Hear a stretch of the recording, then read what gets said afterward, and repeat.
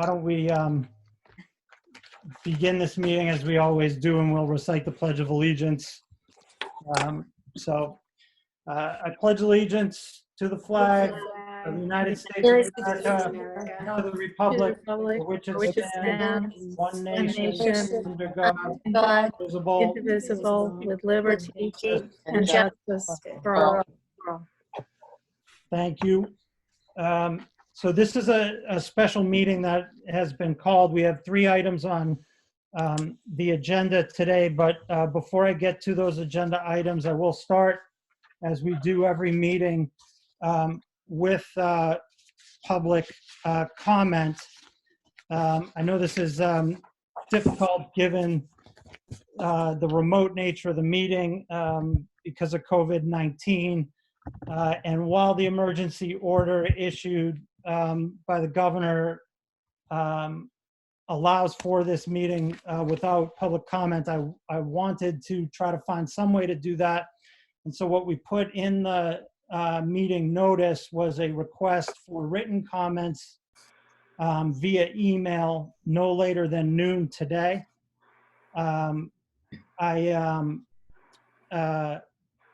I established an account, info@lawrenceallianceforeducation.org.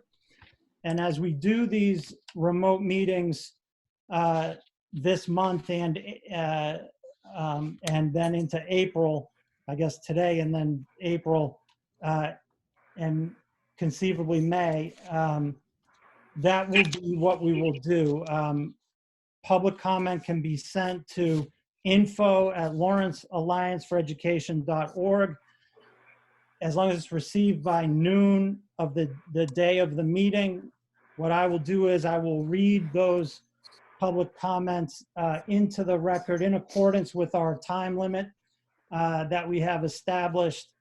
In some general sense, if we receive a form letter over and over, I'll read it once. So with that, I have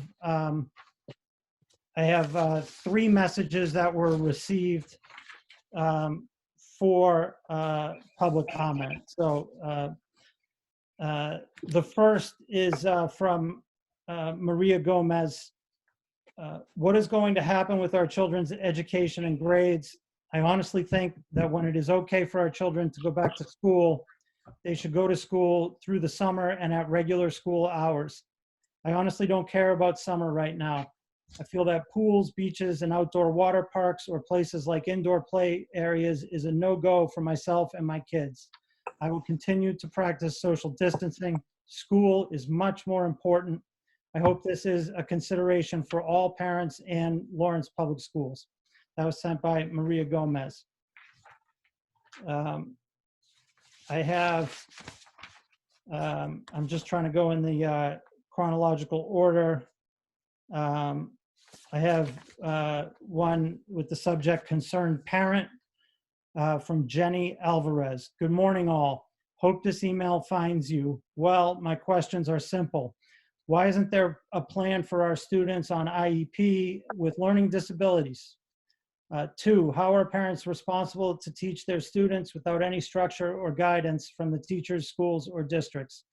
3, when in the history of education has it ever been optional for the parent or student to choose from a list of online options what they want to do, and how is this graded?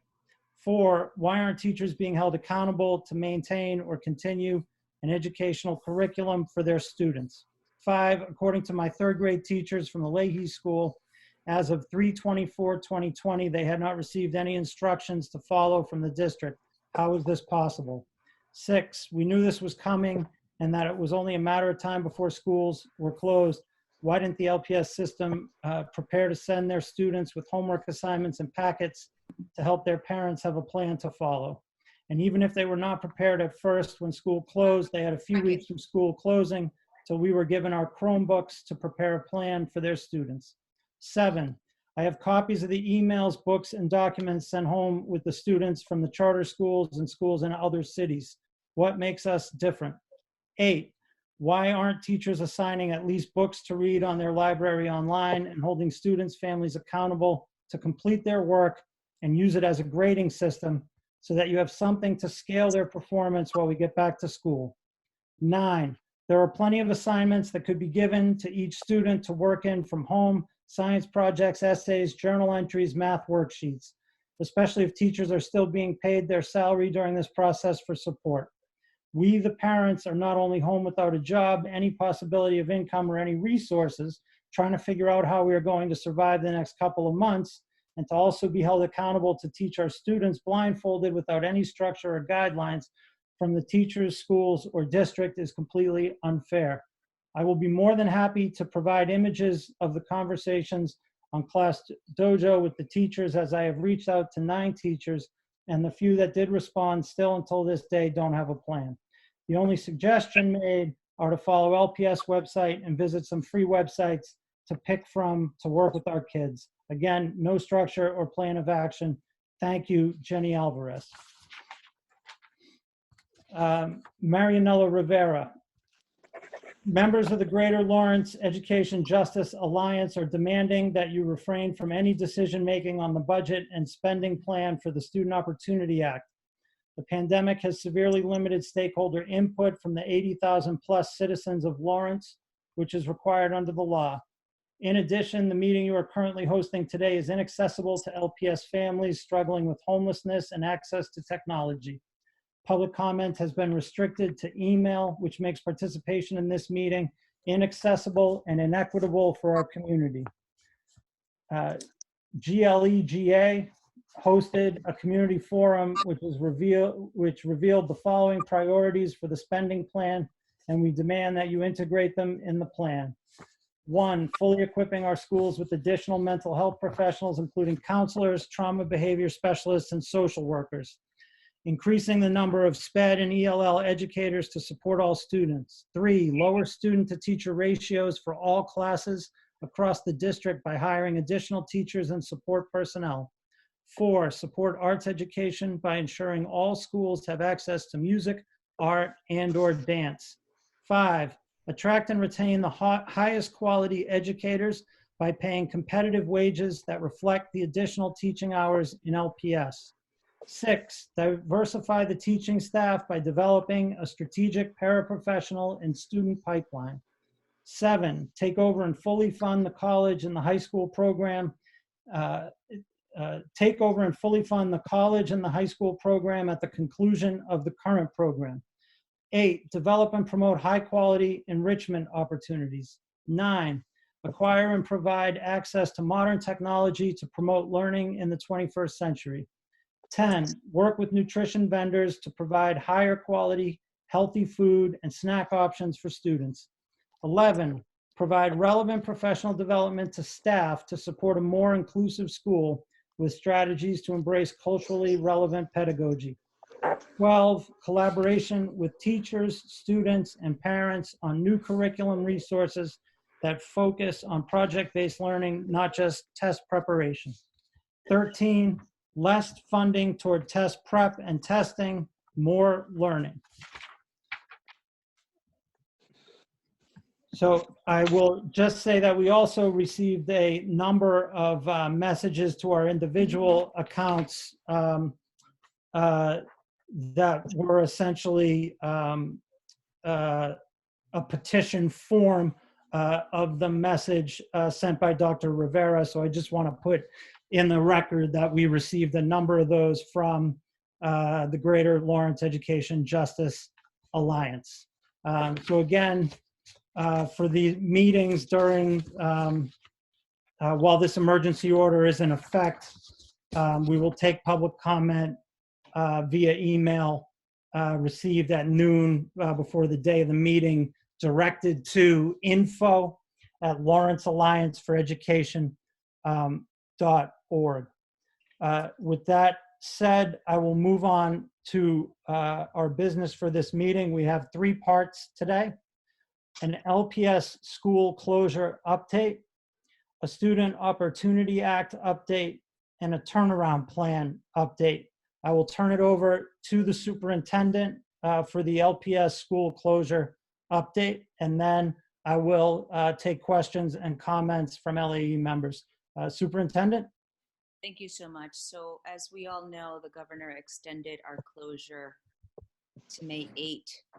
And since DESE has given us guidance in terms of what remote learning looks like for the Commonwealth and districts like ours, the main emphasis of remote learning for us and as prescribed in the guidelines is to maintain the connections between the school staff and students. And the recommendation was really for focusing on reinforcing skills already taught this school year and applying some deepening to the standards and learning that had already happened. So LPS was able to secure MOUs with teachers and paras over the weekend. As a result, we have met with administrators virtually to be able to give them guidance on this. And they have embarked on the process of creating these remote learning plans. Before we did that, we took on the distribution of devices to our families. So we designed a process with the generosity and enormous support of Mayor Rivera to get 10,000 devices, one per family, to our community. Last week, school teams were able to come into their buildings, mobilized, and then over 3 days gave out over 8,300 devices to families. Again, one per family. Those also included iPads one-to-one for our special education students and sub-separate. 8,500 Chromebooks to families. We're currently working on connecting with families who were unable to meet with us and take the device, and we want to make sure that we are working with those families and students who still are in need for devices. So please, if you're one of those families, one of those students, reach out to your schools, reach out to the FRC, and we will be connecting with you to be able to offer you the device. The other thing that's happening is that we continue to distribute meals in various sites at the LHS campus, at the Arlington, the Partham, the Frost that was replaced by the Weatherby, at the Gilmet, and also the Salvation Army on Haverhill Street. It's from 11 to 1 p.m. every day. And to date, sites have been accessed by about 1,500 participants. That's about 3,000 meals for breakfast and lunch on a daily basis. And we have police detail at all those sites. And then lastly, I wanted to give you an update on the facilities, of course. So all of our school facilities continue to be deeply disinfected, and projects are moving forward to take advantage of those empty buildings. So the goal is really to get all of those buildings disinfected, make sure that they remain that way for the remainder of the closure. Central office remains open with small staff working between 7 a.m. and 3 p.m. However, the majority of the staff is working remotely, and we remain close to the public. With respect to special education, you will know that the team led by Mary Toomey has worked over the weekend also to ensure that there is a robust plan for special education students. That plan is in collaboration with CPAC and our partners and families. So you can find that in our LPS website, and as well, the plan has been mailed home to all families with students on an IEP. I want to thank the leadership team, the administrators, LTU, teachers, support staff, central office staff. There's countless and countless people who over the past 2 weeks have worked really hard to ensure that, one, our students have received devices or access to the device and connectivity. Two, that they have started to create learning plans, but more importantly, that they're staying connected to their families and their students. Great. Thank you, Superintendent. So what I'd like to do, if it works for people, is if you look at the bottom of your Zoom screen, you can click on participants. And I would note that Julia joined the meeting about 10 minutes ago, and appreciate that, just after we started. If you click on participants, a screen pops up. It shows everybody who is dialed in. In the bottom there, you can click on raise hands. And if you do that, I can then just call on people in order to ask questions. You can see if that will work. Hopefully it will. So questions to the superintendent on closure? I do have a question. In terms of percentage, what do you think will be the percentage of staff and teachers that are working remotely versus the ones that are at the schools? So schools are closed to all staff members. The Okay. current staff members that are in the school are custodial staff and our safety officers. Okay. Administrators have been giving access to the buildings. As an example, we have some teachers who would like to retrieve their laptops or some of their instructional materials. We're doing that by working with our custodial staff. We really want to maintain the cleanliness and keep the buildings disinfected. So no one is in their buildings. Okay. Thank you. You know what, guys, rather than the raised hand, because I just think it seems like that may not work well, I will just go through the roll of the people based on my screen, ask if you have questions. I'll just go in order the way it is on my screen. Pat Mariano, do you have any questions relative to the school closure? No. I think the superintendent really outlined everything that's been done and what's going to happen as the schools look at the guidance that they have received from DC concerning the remote learning. Julia Silverio, do you have any questions on school closure? No, I'm all set. Okay. Mayor Rivera, any questions on school closure? I don't have a question, but I'd like to give my own update on the city side. If you Please. after, Yep. after everybody, do you want me to wait for after everybody, or? Yeah, I'll come back to you right after that. Thank you, Mayor. Sure. Ventura Rodriguez, any questions relative to school closure? I think you're on mute right now, Ventura. You should be, I think you're still on mute. Can you all hear There you me? go. Yep. Yes. Okay, apologies. I'm getting an echo. You all are not hearing that? No. Okay, I'll continue. Superintendent, just echoing, thank you for the information and your work. Just a couple of quick questions. One is that with regards to student work, I saw in the MOU with the LTU, just the expectation that members must prepare weekly student work. And I know, again, this has been evolving. We're all sort of learning every day and it's unprecedented. I guess I'm just curious, as of right now, like what's the status of, work being provided to students, in what forms, partly responding, to some of the questions that were raised in the public testimony. Just curious about, like, again, like what work is available across the district for different grade levels. I know those are school-based decisions, but just maybe like a more specific update on some of those areas would be really helpful. Sure. So we have great examples of teachers who have already developed what I would classify as modules for their students.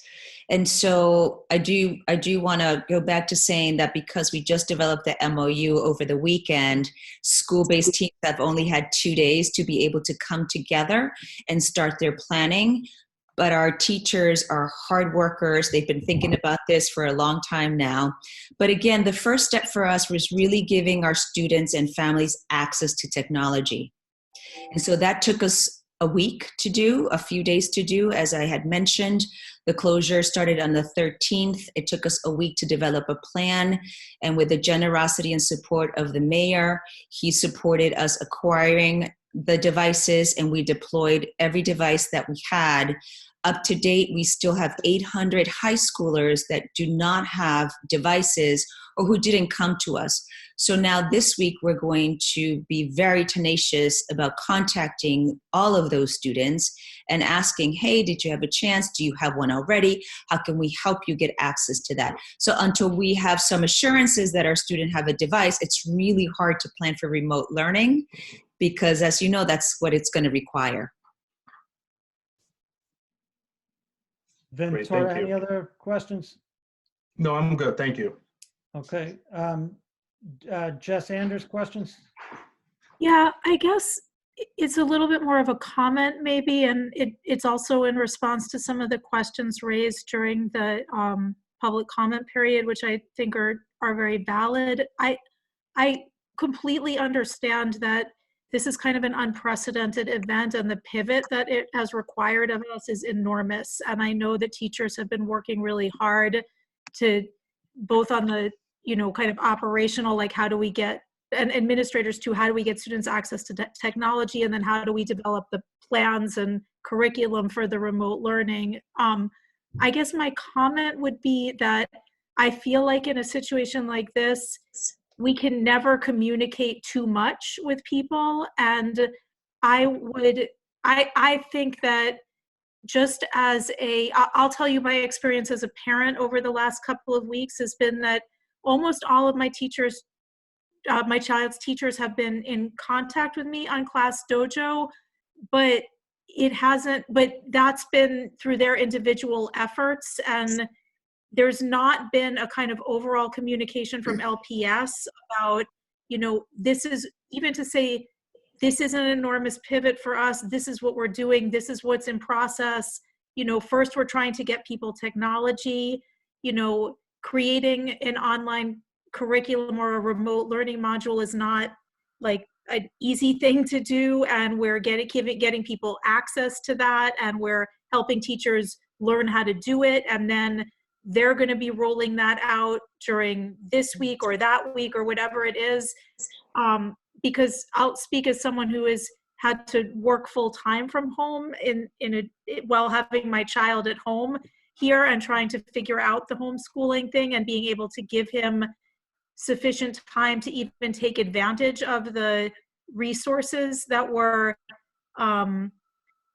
provided was challenging. And so I think that I would suggest that LPS communicate as a whole with parents.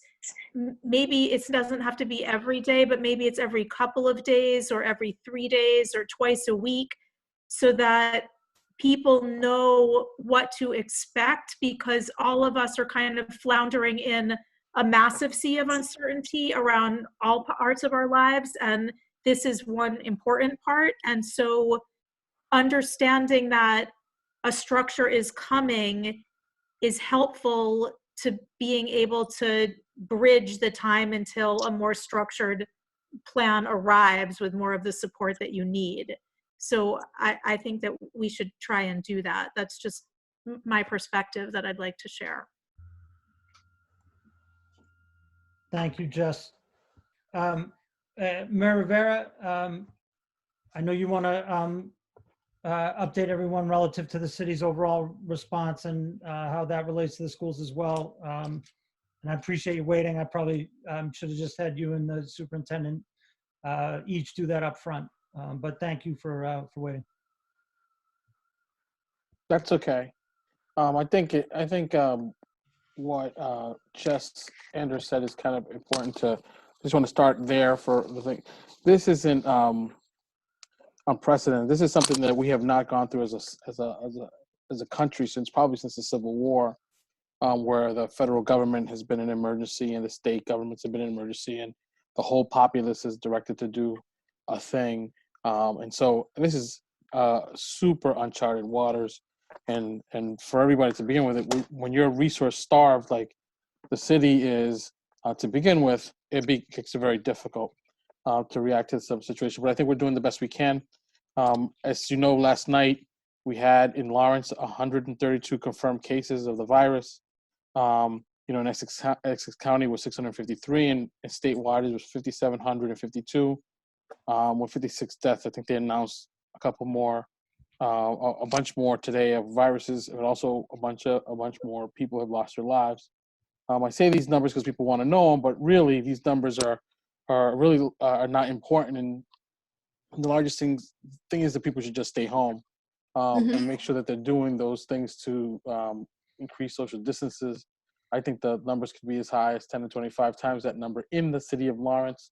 What's clear is that the public health officials have told me that there is community spread, and that's what a number like that looks like, that people are actually getting it from other people currently. So staying at home is very important. And also it is making sure that when you go out, you're only going out to get food, medicine, or medical attention. And unless you're an essential worker or work at a company that's considered essential, washing their hands and maintaining the distance, that's all very important. And I know that we get it a lot of places, but I just want to repeat it here. If you think that you have the virus, just call the hotline 978-946-8409. Not only did the schools get extended this week, but the governor also extended the state tax deadline to July 15th, along with the federal tax deadline was also put to July 15th. Anyone traveling into the state, even if you live here, you have to self-quarantine for 14 days. So ensure that we don't have the virus spread. Last big thing last week, the federal government passed a relief package of direct payments to families and small businesses. And that should be making its way to people this coming weeks. And the big thing, if you're a parent and you're home and you've lost your job or you have to close your business because of the virus, you can call 878-626-6800. That's 878-626-6800. And again, that's a bilingual message. And always find information here at cityoflawrence.com. And the big thing is for us, the government is still going. The three major departments, fire department, the police department, and the Department of Public Works. City Hall is close to people, but you can get a lot of services online and by calling in. A lot of people working from home. In the end, if people stay safe, they stay calm, and they stay home, that we'll get through this. And I thank the superintendent for thinking quick on her feet about how we get technology to students in an environment where we don't have a one-for-one, we don't have enough technology even in the classroom. We depend heavily on the federal government for that. The plan that was brought up was quick for us to spend. I think it was close to $3 million to purchase new stuff and get the stuff we have on hand to students. And I think no one had really thought about how we get that stuff done for communities like Lawrence, but in the end, we were able to accomplish that. And she's given me a lot of props, but it was really her plan to begin with.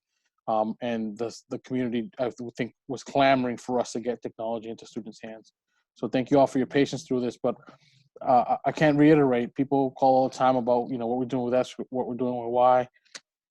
Every book that's on the shelf, where everybody's going through to make sure the plans that we had in place are being done appropriately. But it is no easy feat. Thank you for your patience. Thanks, Mayor. Appreciate that update. I appreciate all the good work by the City of Lawrence and the Lawrence Public Schools and Mayor, Superintendent, everything you and your teams have been doing in this time of crisis, and appreciate that.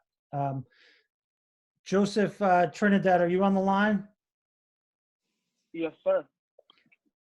Do you have any questions that you want to ask the mayor or the superintendent relative to school closures and COVID response? Yes, I do. Great.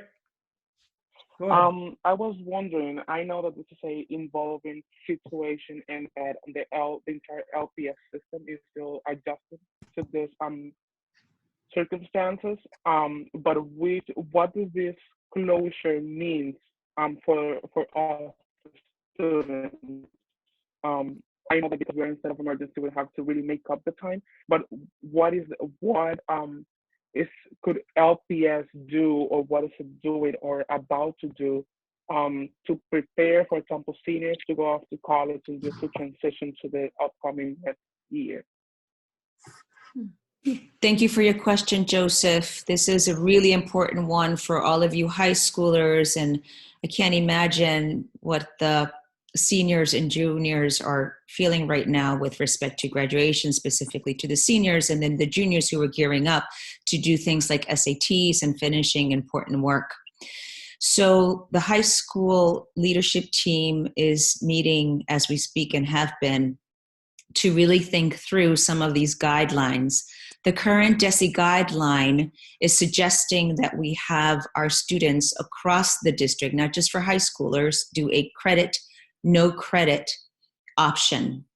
We're going to be thinking that through with other school leaders. As an example, we spoke to our Holyoke, the other receivership district, to think through as partners, how do we do that? What does that mean for seniors? What does that mean for juniors and high schoolers specifically? And so stay tuned for that, Joseph. We're going to be able to answer your questions hopefully in the next few days, if not by next week. But the real answer is we're equally trying to make sense of this, Joseph, for you guys, and want to make sure that we take your feedback, that we also make sense of the current status and work with your teachers and your principals. Understood. I also want to say thank you to you, to me, to the mayor, and for the entire LPS system, which I know are working really hard to get through these circumstances.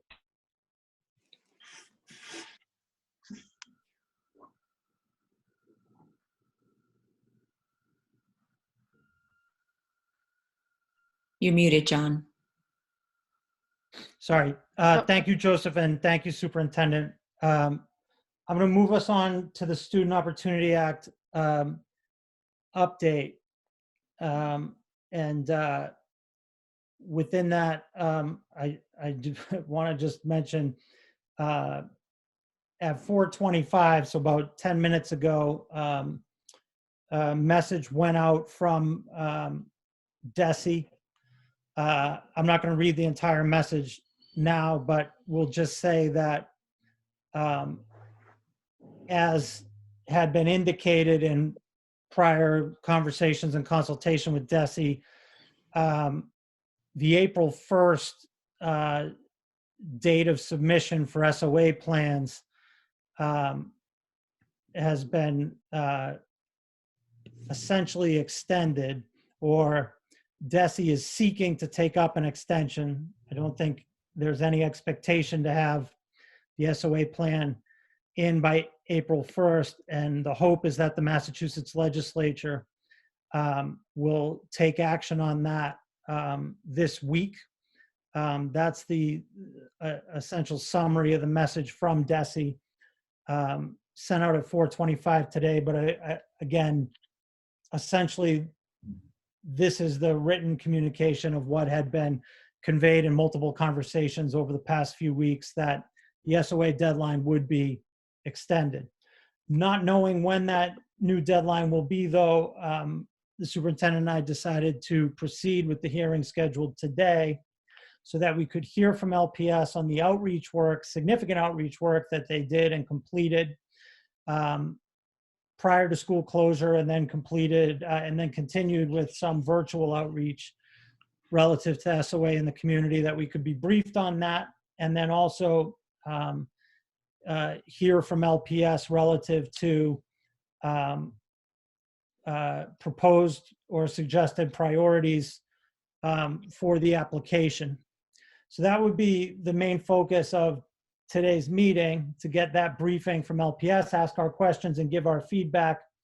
And then at a time, I would presume later in April, we will take up a final review of the application for vote. So at this point, I would turn it over to the superintendent and her team for this presentation on SOA, and then we'll open it up for questions and comments to the members. Superintendent? Thank you. So I'm going to share my screen so that you all can see the PowerPoint.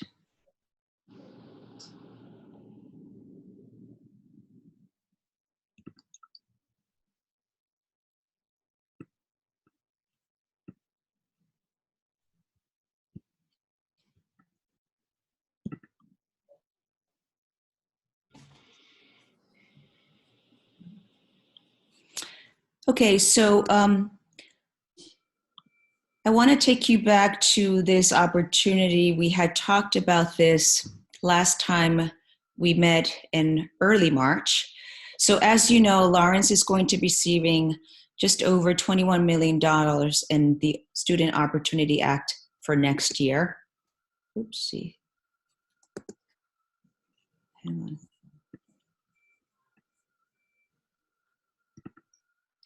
And so we are required to submit a 3-year plan that is evidence-based and that in particular is designed to support our student subgroups. The district has to do a few things well, and you will see in a moment that we have done that with a process. This is all a review from when we met earlier in March. And so here you will see that the priorities, what we did was we aligned the LPS priorities to the evidence-based programming that DESE had for us, and then we gave you examples. So as a reminder, we created a survey feedback that had evidence-based programming. We aligned that to our LPS priorities, and then we had specific examples. We shared that with a variety of stakeholders.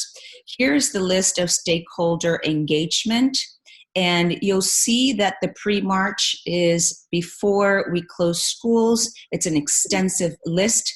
This is a list of stakeholder groups that the leadership team and myself personally engaged in. It was all through, there were also bilingual opportunities. And then post-closure, we ended up meeting with special education, parent and family, and you can see the list here.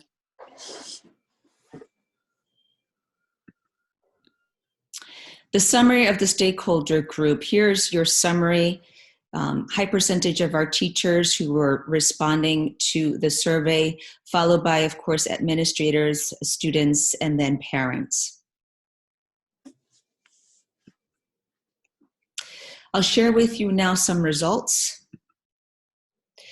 So with respect to the evidence-based programming, the top 3 vote getters were 1, inclusion and co-teaching for students with disabilities and ELs.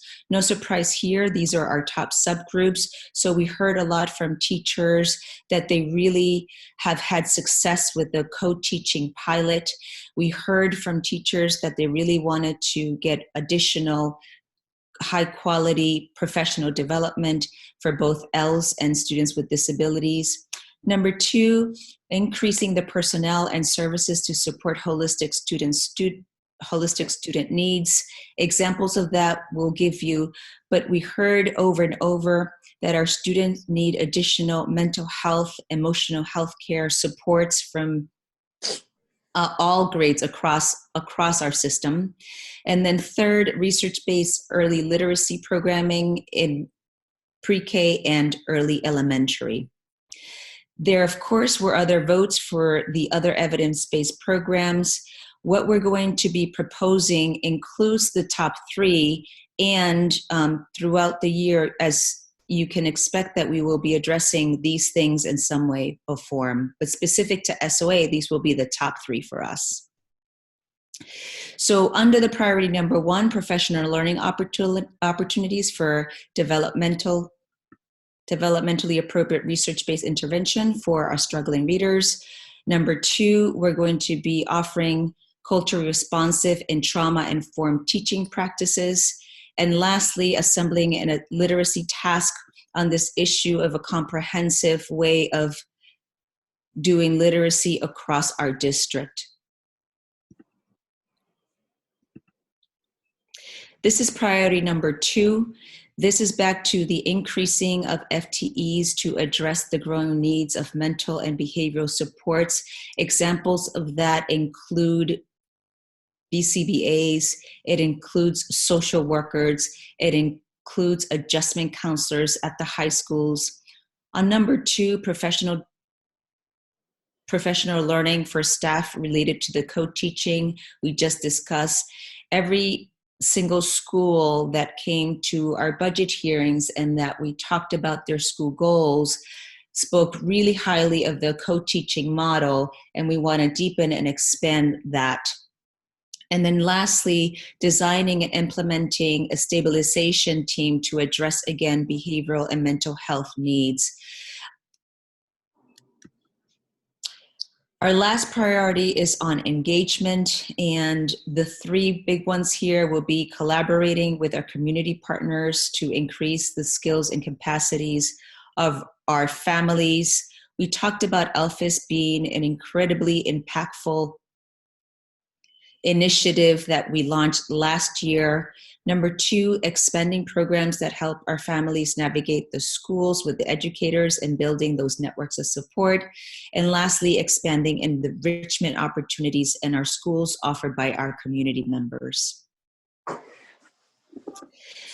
I'm going to let my colleagues finish this presentation, and then we'll take your questions, comments, and reactions. Thank you, Cynthia. This is Mary Toomey. Good afternoon, everybody. I'm going to just talk to you very quickly a little bit more about how the plan submission is created. It is really sort of structured and into 4 commitment areas. And we have a narrative plan that I hope that you all had a chance to look at or you're looking at now. Commitment 1 is really, what is your focus on student subgroups, and looking at the data that helps you to really decide that. It's not a surprise that our students with disabilities and our English learners come to the top of the list. When we're thinking about those students, we looked obviously at a 3-year review of data, especially around a gap analysis for performance in ELA and in mathematics, and why we need to definitely include those 2 subgroups. So I think we did a good job of that in terms of what that data analysis did, and then how that informs what some of these initiatives and possibilities are that we've articulated well in the plan. When we get to commitment 2, Desi is asking us to discuss what evidence-based programs are you going to select that you feel are going to close the gaps. And so you can see there that we have, as the superintendent outlined, we have, oh, I'm so sorry. We have outlined 4 of those evidence-based programs that will be our focus. And that is going to be the inclusion and co-teaching for students with disabilities and English learners. In increasing, superintendent gave you information about the holistic student needs, and she mentioned about increasing board certified behavior analysts. Many schools are asking for more of this support, behavior support, mental health support. We know some of our schools need additional school adjustment counselors, social workers. We also want to increase support and deepen our work with restorative justice practice that we've talked to you about before. So all of that comes in around the holistic student need portion and is outlined and detailed in our plan. We are aiming to implement an initiative around high quality professional learning that will support aligned curricula and having grade alike cohorts of schools get together and network so that they can support one another with professional learning and with curricula choices and assessment needs that will close those gaps of achievement for our English learners and our students with disabilities. And then finally, on commitment 2, we have a strong commitment here around improving our facilities to make sure that they're healthy, they're safe, they're appropriate for our kiddos.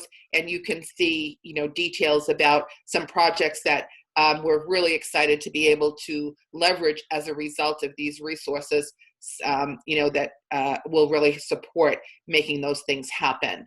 I will turn it over now to Assistant Superintendent Denise Snyder.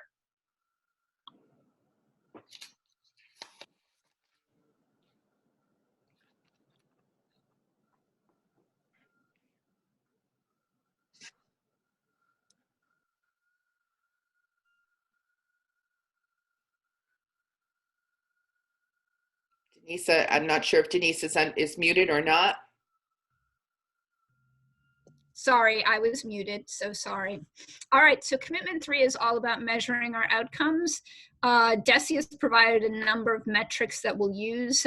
These range from student achievement in ELA and math and science to our graduation rates and college persistence rates. We'll also use a few of our own metrics at the district and school level, looking at formative assessments, classroom observations, and learning walks. When we look at commitment 4, which is to family engagement, we're looking to ensure that we engage meaningfully with families about students' needs and achievement. And we framed our approach with the lens of family partnerships. So moving from engagement to deepening partnerships. And we'll use structures that are already in place to both carry out this, out. So first, we have existing collaboratives that we will tap into, such as the LPAC, the SPEDPAC, our Tuvos Council, but we also have the Family Resource Center and its structure of services and programs and supports that we offer there. But we're also building, and I think that this is what's really important here in terms of turning a corner, is we're building school and family capacity, right? So we're building sort of, both capacities at once, through things like the Family Engagement Fellowship, which will go into its 3rd cohort this year, and also expanding on what the superintendent's already talked about, which is the Lawrence Family Institute for Student Success. So in short, we're expanding on district level partnerships and resources and helping our schools and families grow their own thinking, or their own capacity rather, to better partner with our families. So at this point, I'm going to turn this over to Maciel, who's going to talk about the budget. Hello, everyone. I'm going to go through the last slide. I'm going to attach dollar amounts to all of our initiatives. So to the DESE evidence-based program of expanding inclusion co-teaching for students with disability and EL learners, which is the inclusion support for co-teaching expansion. For that, we have proposed the allocation of $2.3 million. To increase personnel and services to support holistic student needs, which means school-based stabilization teams and increased mental health supports. We've proposed the allocation of $4 million. Supporting educators to implement high-quality aligned curriculum. So high-quality professional learning, evidence-based curricular intervention and assessment supports. We've proposed to allocate $10.4 million, and improve facilities to create healthy and safe school environments, to improve learning conditions through commitment to improve facilities. We've proposed to allocate $5 million. And with that, I will pass it back to Superintendent Paris. Great. So I think for our next steps, we would love input from you all. Then, of course, sometime in April, we'll request a vote and then the submission to DESE. And then once approved, then we will start the work of planning and implementing with an update to you all in the fall. So we'll take questions, comments, reactions from you all. John, are you going to call on us, or you just want us to? I'm going to call on everybody. Okay. All right. Let me just come back.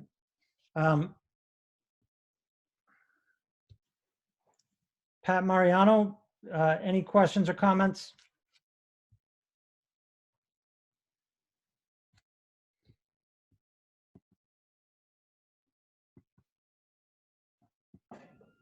Pat, I think you're on mute.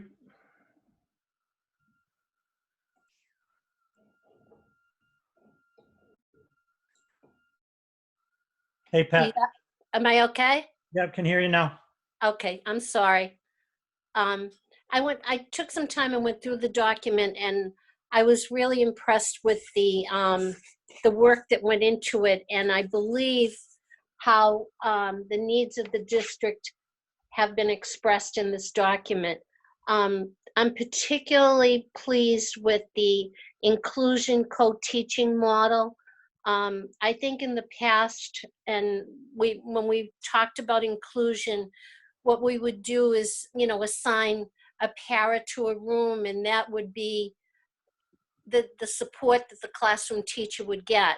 what I like that is written in this is that it will be 2 licensed teachers responsible to share the whole responsibility and accountability for that single group, which each teacher, the special ed teacher, will be supporting the general ed teacher and vice versa. I think that model is going to move the district forward as far as inclusion goes, and increase, bring that ratio of student teacher down. Let's see, I have notes. The school stabilization teams, again, I think that's right in the positive direction. I think we need to look at our kids early so that we can, give them the supports they need before they move on to middle school and their behaviors escalate.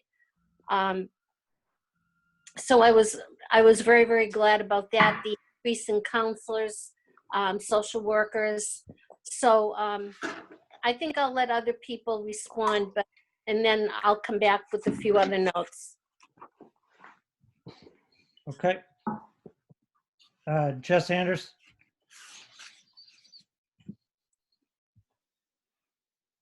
You're on mute, Jess.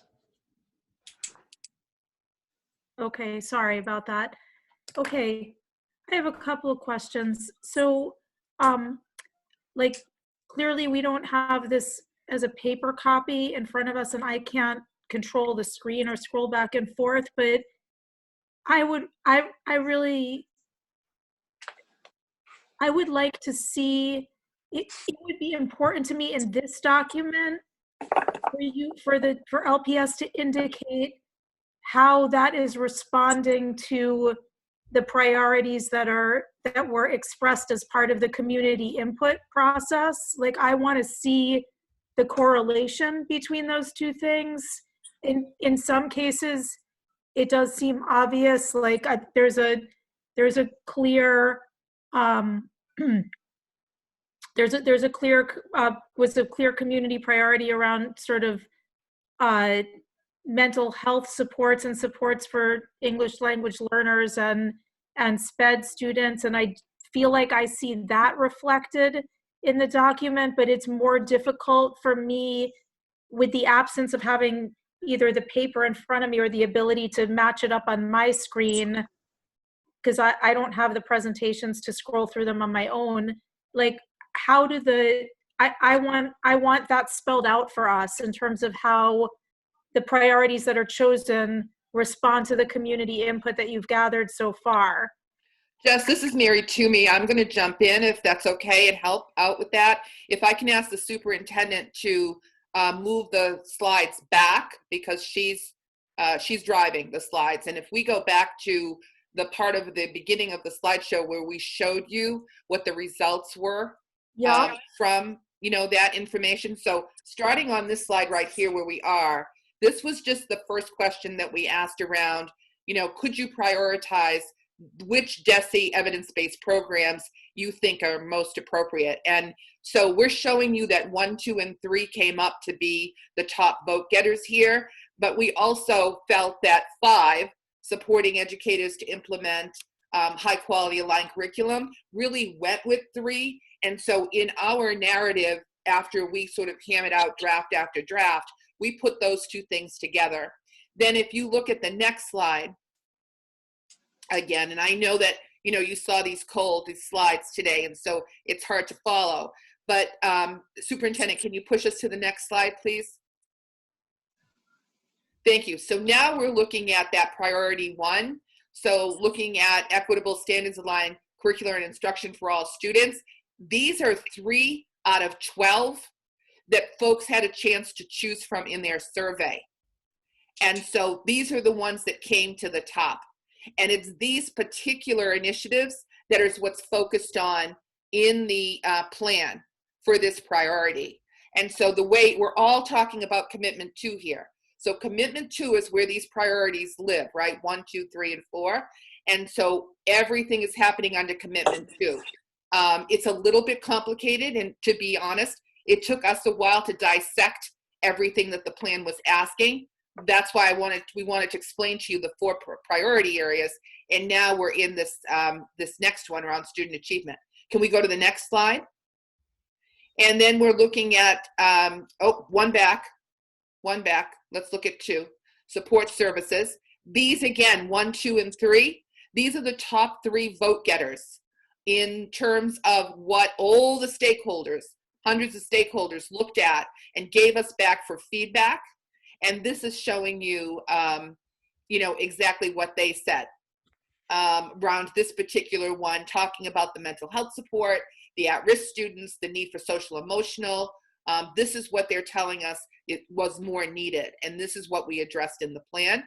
And then if we move to the next slide, we're talking about engagement. How are we going to grow family and student engagement, especially around holistic development? And so these are the places that folks voted on in that part of the survey. So all of that together was taken, and then we go to the plan components, which was commitment 1, commitment 2, commitment 3, and commitment 4, and then it was delineated. Does that help? No, yeah, just to interrupt you, I understand what your process was. I'm just saying that it would be like, I kind of want to see, instead of seeing these things one after another in separate slides, I need to see them side by side so that I'm understanding, because there's a lot of room for interpretation here. And so I feel like I'd like to understand like how this stuff that, like the slide that you're showing me now, is lining up with the strategies that you actually chose, which appear later in this presentation. It's kind of like I'd like to see them matched to these things that you're going through with us now, so that I'm understanding how, and it's not going to help me right now, though if it's helpful to other people on the board, great. It's not going to help me to flip back and forth between them. I'm saying I need to kind of see them side by side. That's one thing I want to say. And then the second thing I want to say is, well, there's 2 other things. One is that I think it's great that we were able to reach 50% of teachers in our outreach and input gathering around this, but I do feel like, and I completely and highly value the input that teachers are giving to this process, but I do feel that because we reached 50% of teachers, but 8% of students and 8% of parents, which, and believe me, I'm not saying that's a small number, but it does mean that teachers are disproportionately represented in the things that are being chosen and talked about. And I know that, LCW conducted 142 surveys face-to-face with parents. They were more like interviews than surveys. And I know that the survey we used didn't exactly overlap with LPS's, because we had to launch it before LPS came out with their official one, but it did overlap in many ways. And I don't necessarily, I see some of the feedback from those surveys is also reflected in the priorities that show up here.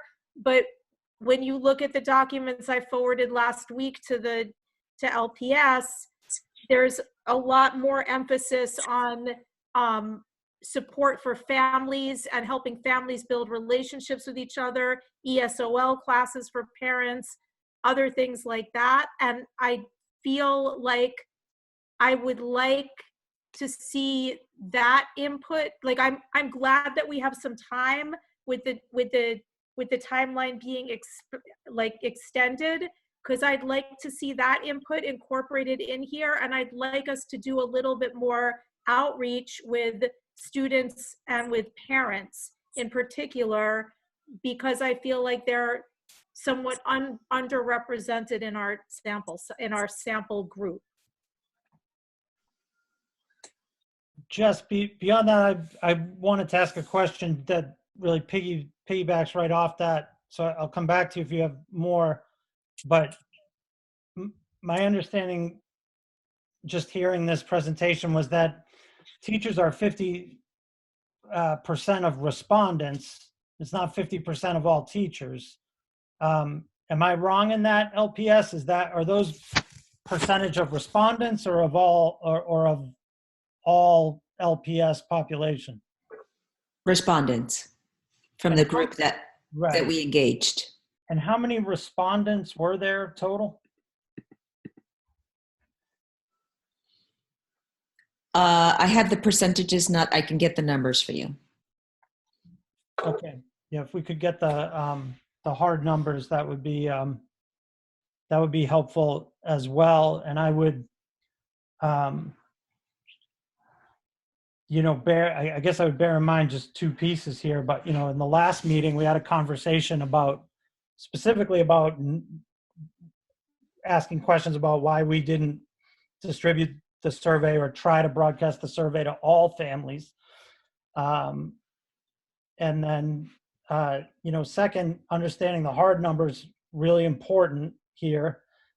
And then third, also trying to make sure we have representative cross sections. Like I would share Jess's sentiment based on the total number, but I'm thrilled that 50.6% of respondents are teachers. I'm not actually, I want it to be reflective. I'm glad we seem to have a high number of teacher participants, though I don't know the hard number, but I also want to know that it's not just high school teachers or just middle school teachers or just,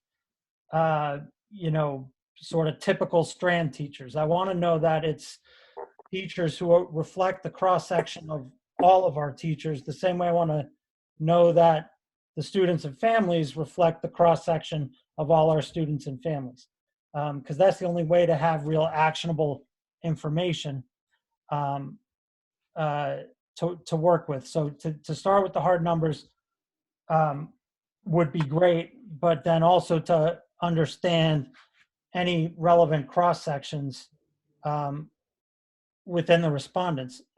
On a plus side, I just want to note, you and your team put together a really good outreach plan of focused discussions with a lot of different small groups. And I think that would also be worth kind of a summary of those discussions and what those yielded over the past month as well. And the last piece I do want to say on this is, while I have my concerns about the survey results, I do want to note again, as we noted from the outset, that this legislation came at the last minute, then to DESE, then out to all the districts, operating on that crazy April 1st timeframe initially.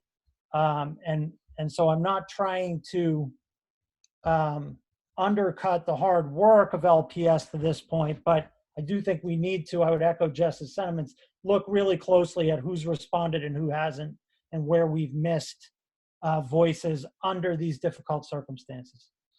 I'm sorry, guys, I've just kind of been making my order based on how heads pop up on my Zoom, but I'm just going to outline an order now so folks can get ready for questions. Noemi, if you're ready, I'd like to go to you, then Joseph, then Julia, then Mayor Rivera, and then Ventura. Noemi, would you be good to ask any questions you have right now? You're on mute, Noemi. Sorry. Yeah, I don't have any questions right now. Okay, great. Joseph, would I be coming at you too fast if I called on you right now, or do you have some questions? Well, the only question that I really have would be, I understand that there is a gap of people who have not been able to be served and has been able to be reached by this implementation. So is there any kind of like compensation that is being made to try to like get those opinions in afterwards? Is there any way that we can make an adjustment afterwards, or what's there, to kind of like, help the people who have not been served? Yeah, our intention, of course, as we had shared with you 3 weeks ago when we were giving the guidelines on this was to have a very robust process. And so we shared tonight with you what we were able to do, including some virtual engagement. We're incredibly sensitive to the fact that this may not be a priority for stakeholder groups right now. They have a lot of competing interest. First, their own safety and health and well-being. Secondly, how to support their students' learning and emotional well-being. Third, the loss of jobs. There's so many other competing interests that folks are dealing with. So I'm not sure how to answer that moving forward in terms of further engagement. Joseph, any other questions? No, sir. Okay. I think we're going to pick up a little of your question as well in the third item here, Joseph, on the agenda. Julia, questions or comments? Yes, John. Hello, everyone. I know that I've been kind of quiet, just listening a lot. I want to congratulate the team members that worked on the engagement piece of the plan. I too want to echo some of the comments that Jess and John brought up in terms of one of the things that I see on here is that a lot of the this is looking at the three pieces that are there. These seem to be top heavy on structured items and take less into account the student population that we have in terms of the services being directly spread out to the students, but rather we're still in the same situation of continuing to focus on how do we engage the parents, how do we engage the students, how do we engage the community.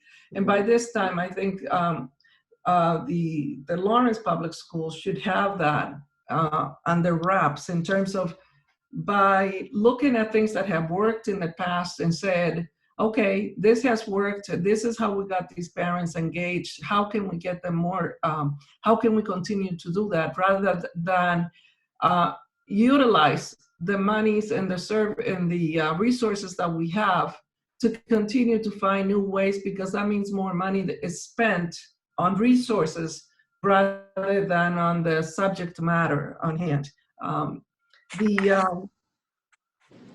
We've been getting, and I mean, I shouldn't even bring this up because everybody is aware that we've been getting bombarded with a lot of letters encouraging us not to pass this, which we're not doing. However, I'd like to see a lot more participation from some of these individuals that are concerned about this plan right now.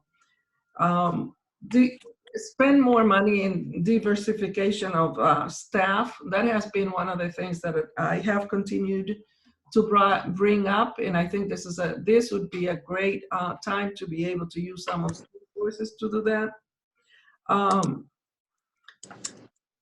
Right now, where we have all these families at home and everybody is confined, they really have not much choice but either to engage through the media or listen to information. This might be a great time for the school system to find a way maybe to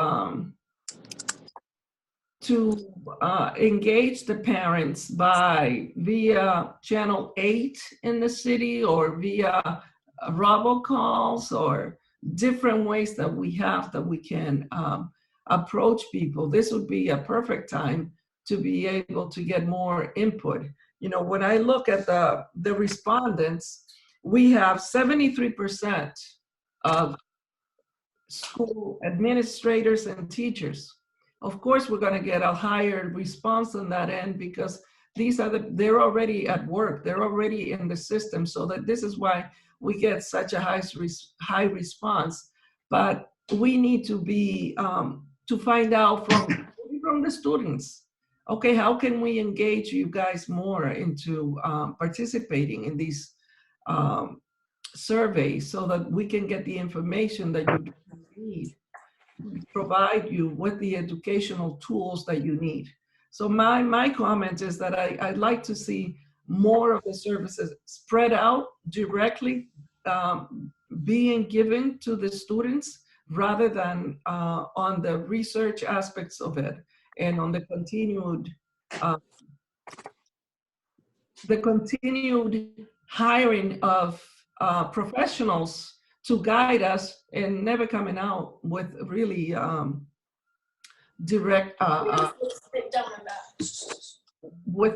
without coming out with a real clear solution to the problems that our students face. Those are my comments. Thanks, Julia. And I will just say, I mean, I think as pretty much always, Jess and Julia, I think, say it much more succinctly and more eloquently than I do. Julia's comments did just trigger one thought in my head. You know, I don't think it would be that hard to put a link to the survey in, you know, Google Classroom that kids are going to through their Chromebooks and as they look to do their assignments each day. I understand we've got issues around Chromebook distribution to high school students, which we need to address. But given that we're going to have an extended deadline, why not make an effort to reach families with the survey through Google Classroom or whatever teachers are using? I can also use the example of my son this morning. He's got a virtual classroom that his class is going into every day. One of the assignments today was for him to complete a survey. And no reason why we can't reach the parents through that as well on a parent survey and a student survey. Perhaps that's one way, taking Julia's cue on this idea of we sort of, you know, people are so isolated right now and more reliant on technology than ever before to communicate. I recognize that we have technology inequities in reaching all of our families, but we have been distributing Chromebooks, a good way to test response and to utilize our principals and teachers to help in delivering the survey to the families, in addition to getting their responses. Mayor Rivera, questions or comments? Yeah, thank you.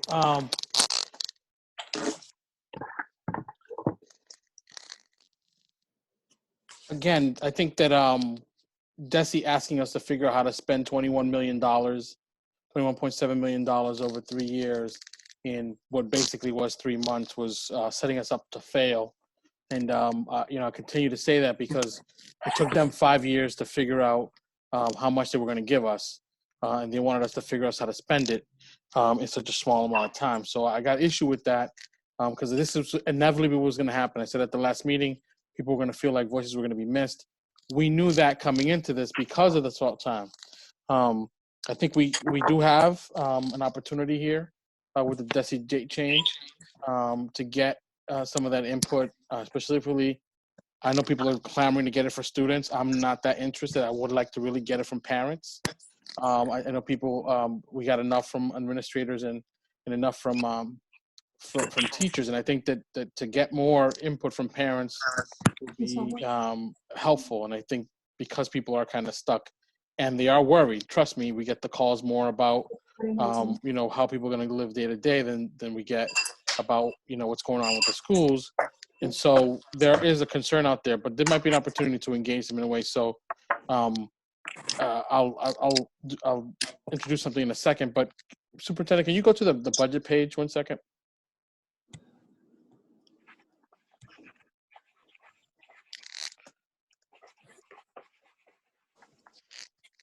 Thank you. 10.4. Can you explain to me what 10 point, because it's the biggest amount. What are we getting for that, for supporting educators to implement? What's that get?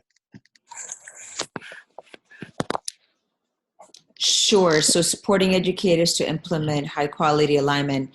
So part of the plan and the desire is to continue to support and build the skills and capacity of our educators to be able to deliver to our students what they need.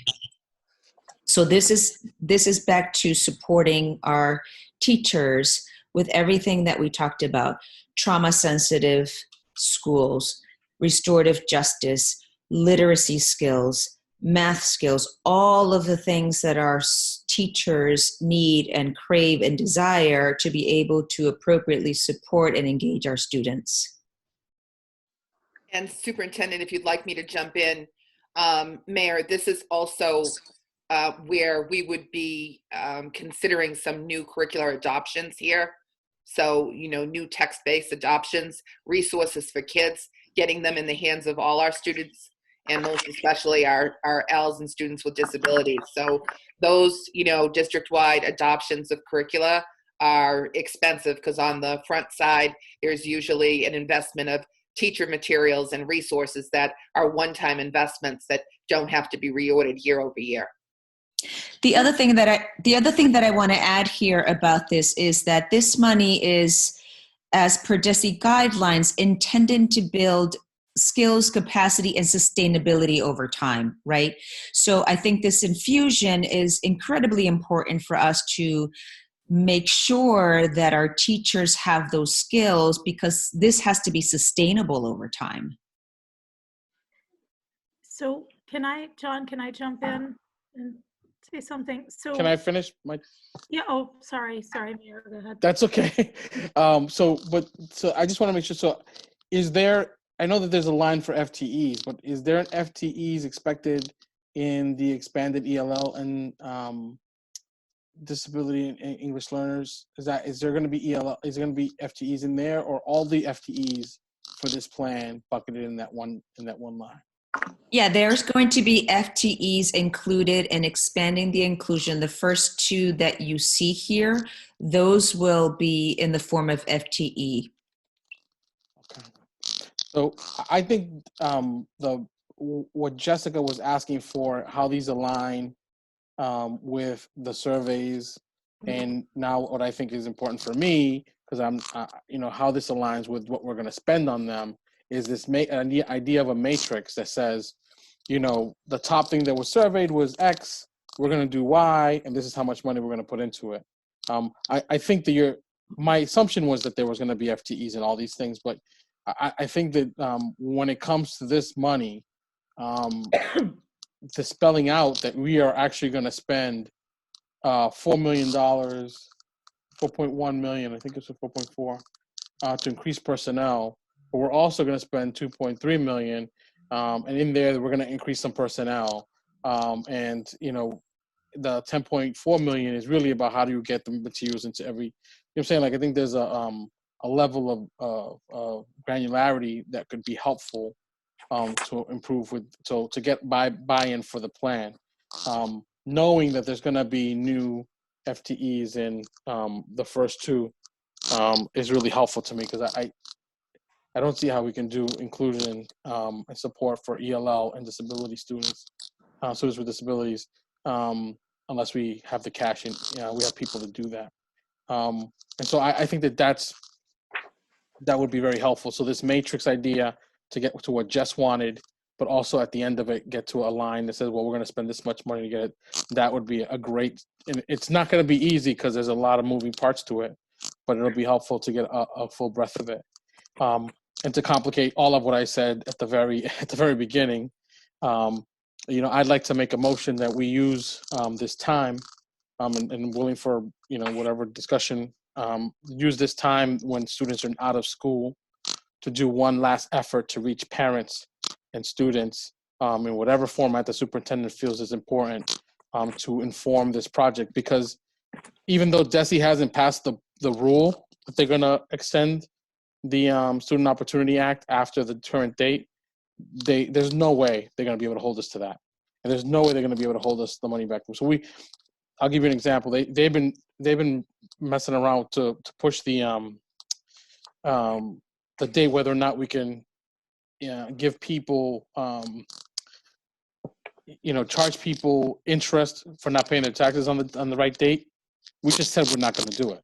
Now, they haven't passed it at the legislature, but they're going to eventually pass it. And if they don't pass it, shame on them if they're trying to come after us for it. So I would suggest that we act like we're going to get the extension from DESE for the Student Opportunity Act, and use that time with one specific thing. If the superintendent wants to use the survey that she used, that's fine. She wants to do a more, which I would be more inclined to do, something that's a little bit more approachable for people. But use this, my motion is very clear. Do this one time, either by email or by website, and then take 10, 15 days to get it to every parent and get them to approve it. And I think that we'll do that as a form of a motion.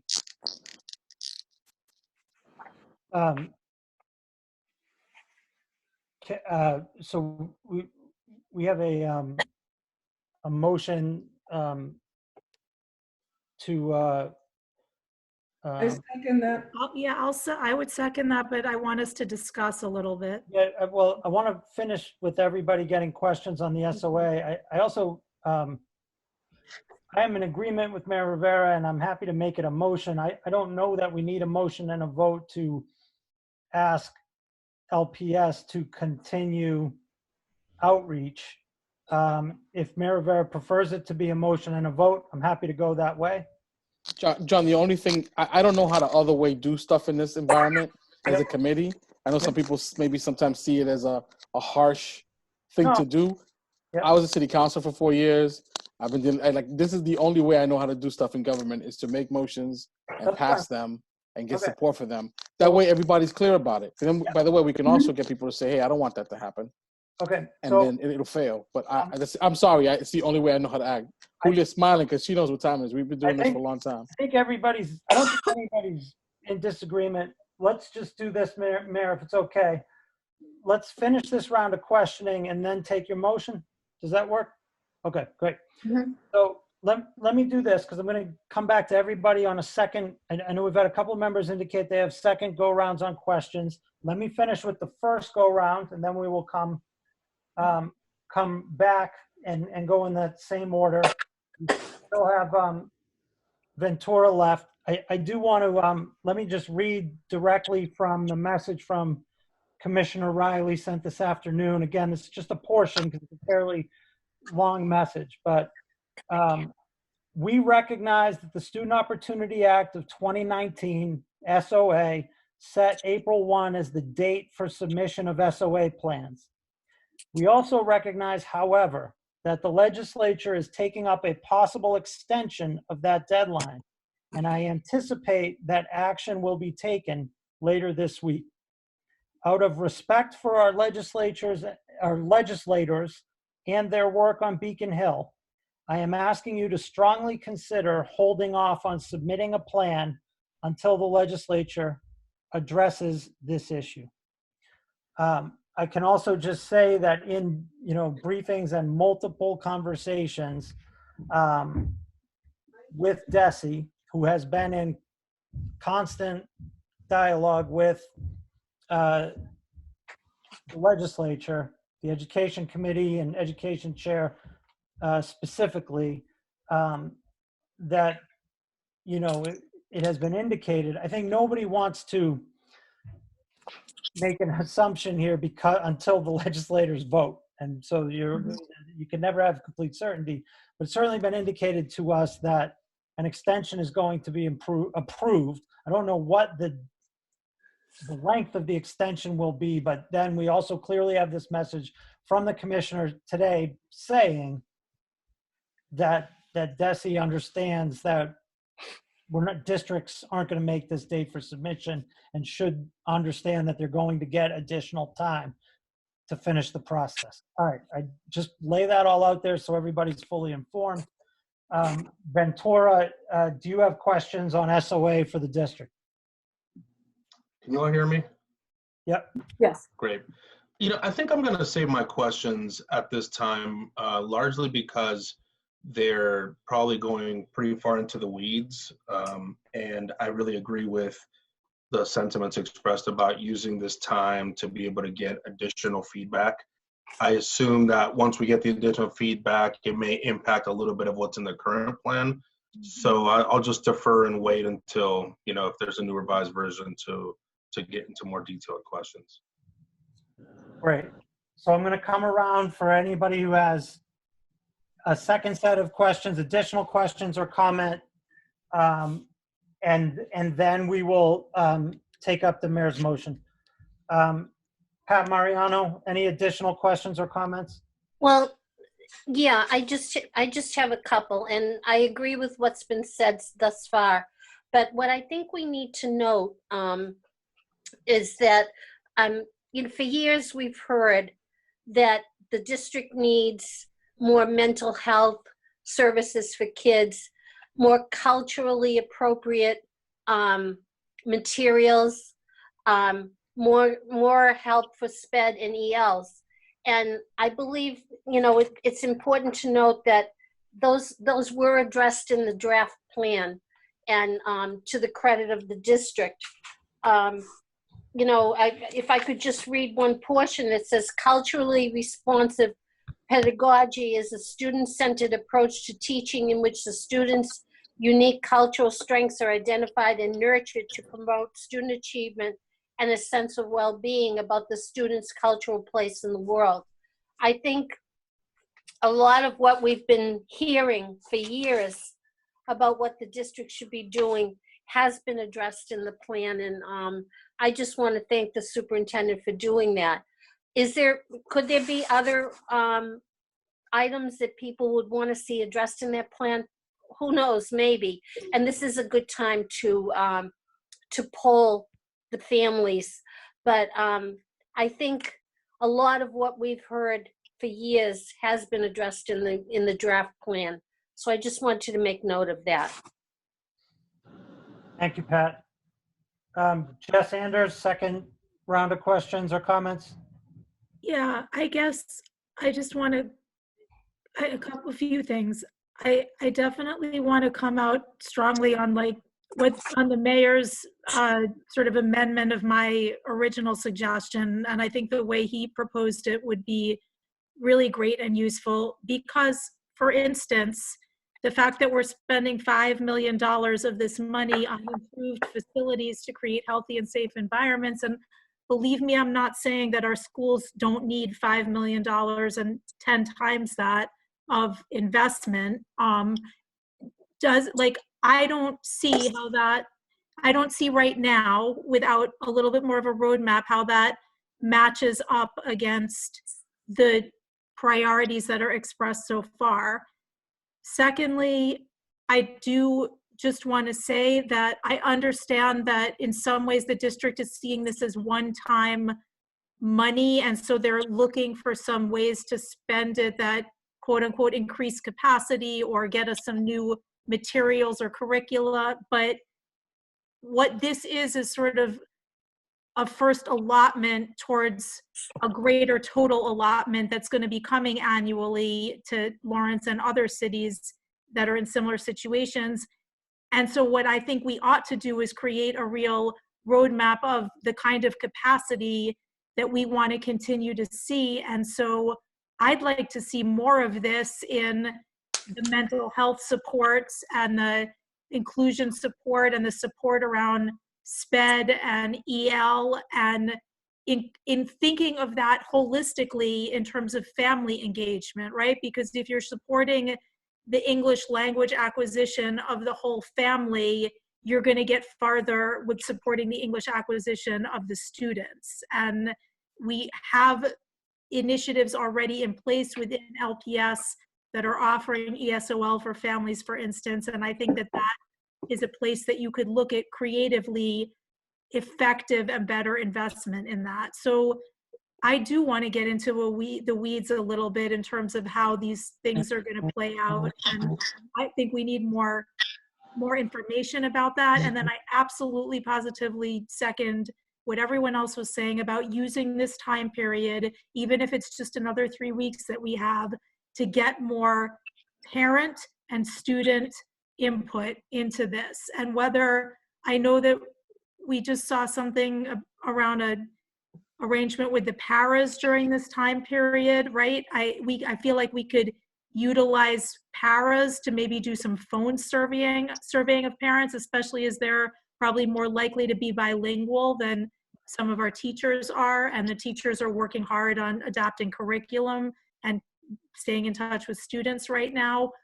I think we could definitely, I think those are great suggestions that were made around Google Classroom and getting the survey out to students. So I think there are some things we can do in the next few weeks to get a lot more input so that it's not 75% of the input on this is coming from teachers and administrators.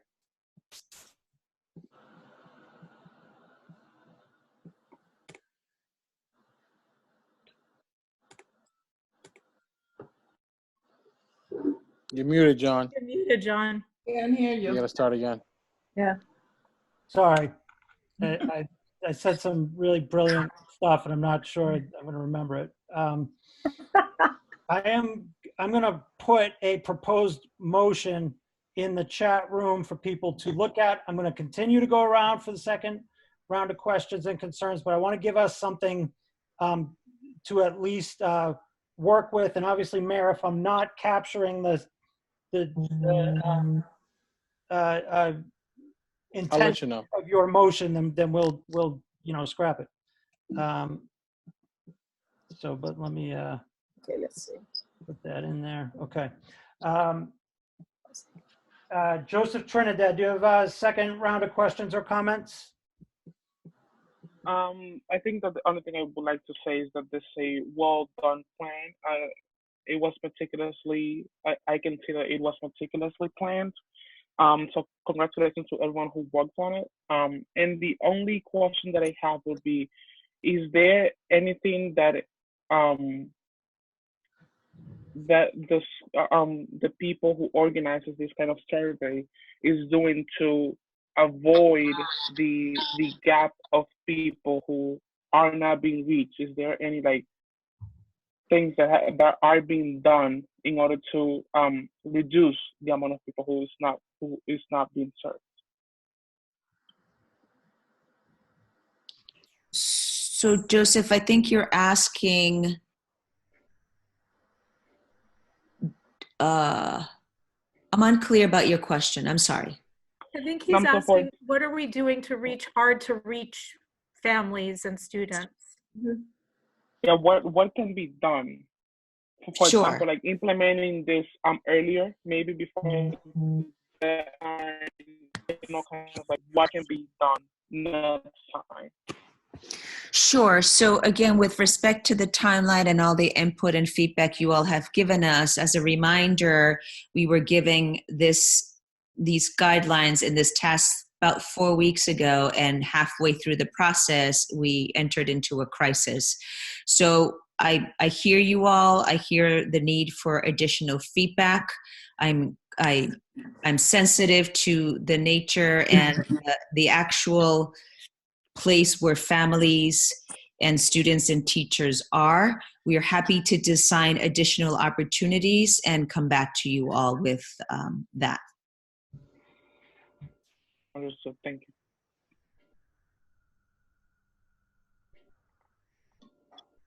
you. Can I just say, because it's a hard situation, and we have had very little time to react and respond to it. So I appreciate what a yeoman's job has been done in that time.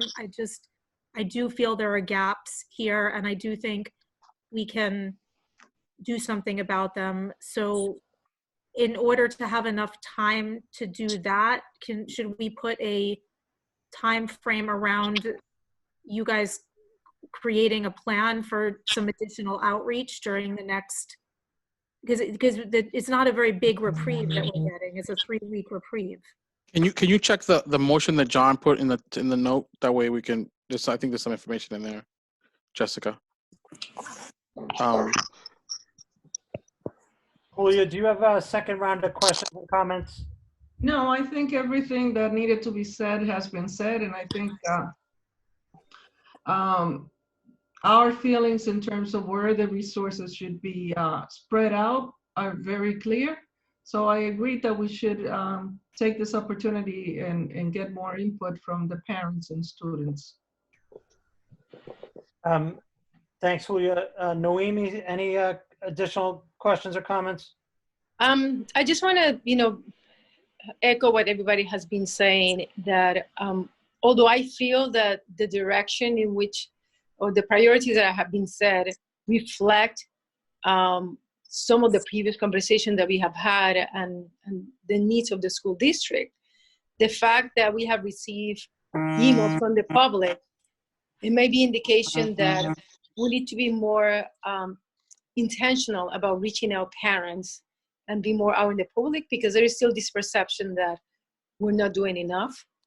So I agree what Danny said and what other, Mayor Rivera have said and others have said, that we need to increase the effort, intentional effort, to reach out parents and students.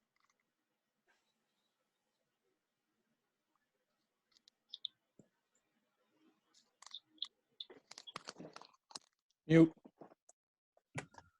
Who's mute? Is he mute again? Sorry. Oh. So I still have Mayor Rivera and Ventura just on second round of comments. Mayor, why don't I go to Ventura so we can finish with the mayor who's got the motion. Ventura, anything on a second round of questions or comments?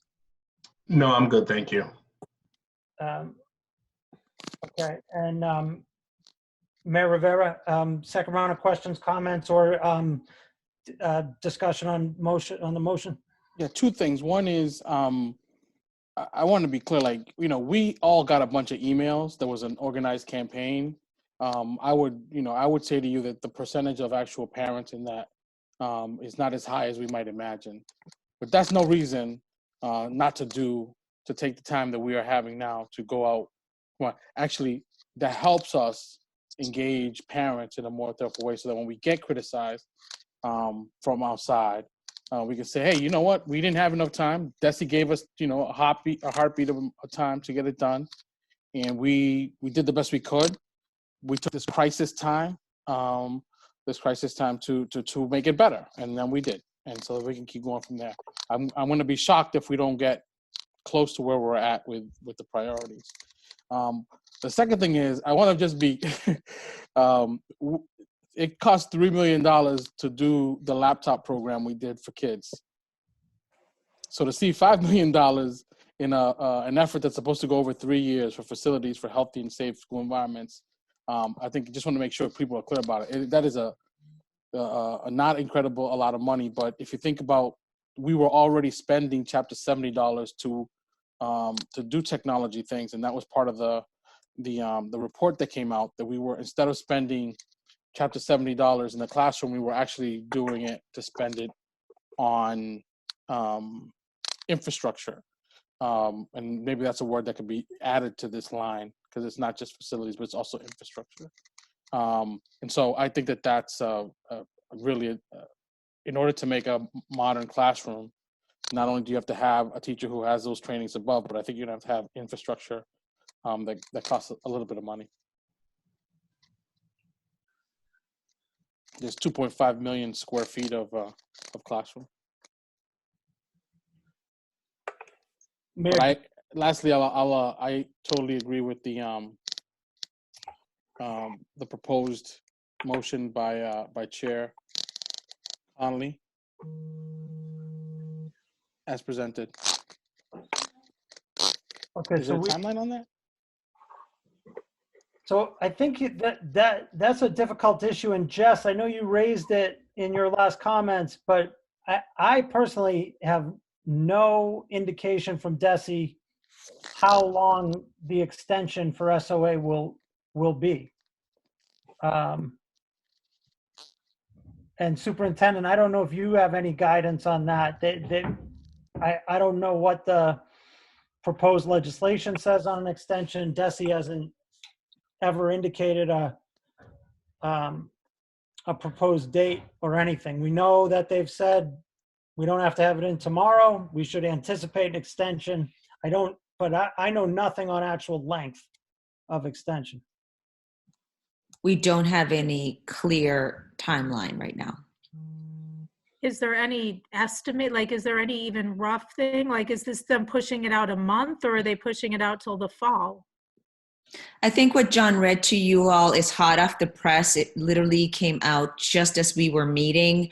What I heard the governor say earlier in his press was that, DESE has the authority to provide a cushion. He mentioned 10 days. I do not know because, again, DESE is still wrestling with that among the many other things that they're trying to support us with.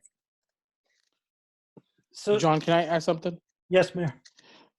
So I know that we want to wrap ourselves in a bit of certainty in this, and what I'm going to say now is there is absolutely no certainty. A, that we're going to get a date and a timeline for this specific program, or B, here's the big one, that there's actually going to be money to fund year 2 and year 3. And so let's, again, and then being one of only 2 or 3 districts in receivership, that we took time, and let's say call it 2 weeks, to get more input and say to DESE, no, we're not going to do it in 2 weeks. They are not going to tell us no. Right. They're not going to not give us the money. And frankly, I used to think about this when we were trying to both hire a superintendent and also try to hire a commissioner of DESE. There's no way that DESE was doing both things right in a good way. Not right. They weren't dotting all the I's and crossing all the T's all simultaneously. So DESE's both trying to figure out how to teach our kids at home and trying to figure out how to spend this money. By the way, they're not really sure they're going to have next year. So I think that we should take a little bit of leadership on this, say, call it, a week, call it 10 days, whatever the superintendent is comfortable with, but make one effort and do it the way the motion says and put a cap on it. And if it comes back that we have to have it before then, we'll send a letter. Listen, we're in the middle of getting more input. Give us another couple days. Great points, Mayor. And so one thing I would add to that is, our monthly meeting is April 8th. So just a little, or actually, 8 days away. And so LPS could come back perhaps with the matrix you have requested on April 8th. We can put SOA update on the agenda for that April 8th meeting. We can pass this motion now without specific timeline, knowing that, we're going to get an extension, and if we need to amend specific times to it, we can do it on April 8th, but otherwise, we could pass this motion now and just say, with the anticipated time here, we want to direct LPS to do this. Does that fall in line there?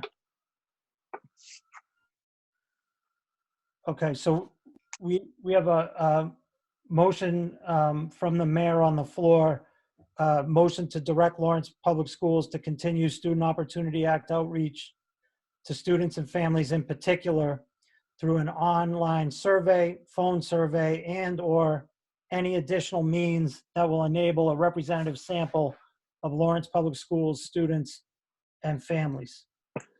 Do I have a second? I'll second. Thank you. All those in favor, and I'm going to ask, because we're in this remote meeting under this order, that Joan read the roll on this. Yes will be in favor of the motion. No will be in opposition to the motion.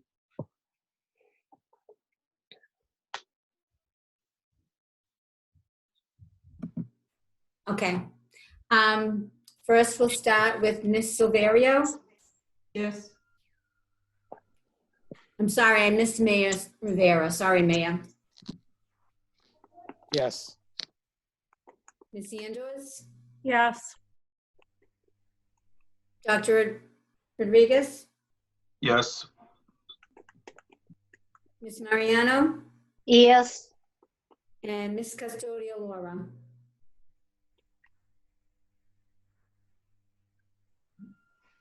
Noemi, I think you're on mute. Oh, yes. And Chair Conley? Yes. Okay, unanimous. 7 votes in favor of the motion. Yes. Thank you. Yes. Thank you, Joan. I appreciate that. The motion carries. I appreciate everybody's insightful comments and diligent discussion around that. And we will get an update on April 8th from the district, as well as the requested matrix that was discussed relative to the budget slide. Our last item today is a turnaround plan update.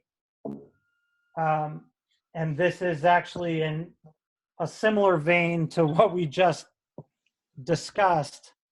And I think it is worth noting this, and several of you made similar comments, and I just want to echo all of them to the superintendent and her team. We understand and appreciate that SOA was given to you a month ago on this deadline and required a considerable amount of community outreach. And then you have the present COVID crisis. In addition to that, our Family Resource Office was conducting their annual family survey. In addition to that, we had undertaken 2 priorities on a June deadline: the turnaround plan and the earned autonomy framework.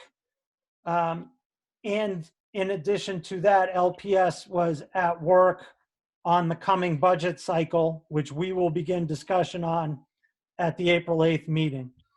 And so I just want to state, both relative to our last discussion on SOA and this discussion on turnaround plan, that LPS has all of those balls in the air, is really working, in my eyes, very conscientiously on trying to advance all of those. And then smack dab in the middle of that, coronavirus hits, and LPS is once again in crisis response mode.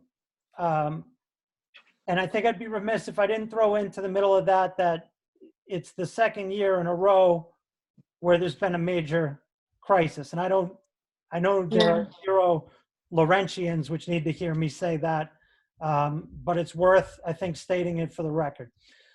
So in the midst of all of this, I will say the good news, I think, is, and you will be briefed on this at the April 8th meeting, Earned Autonomy Framework remains on track and has had a considerable amount of outreach completed, and they look to finish, circulate a proposal before the board that can be reviewed.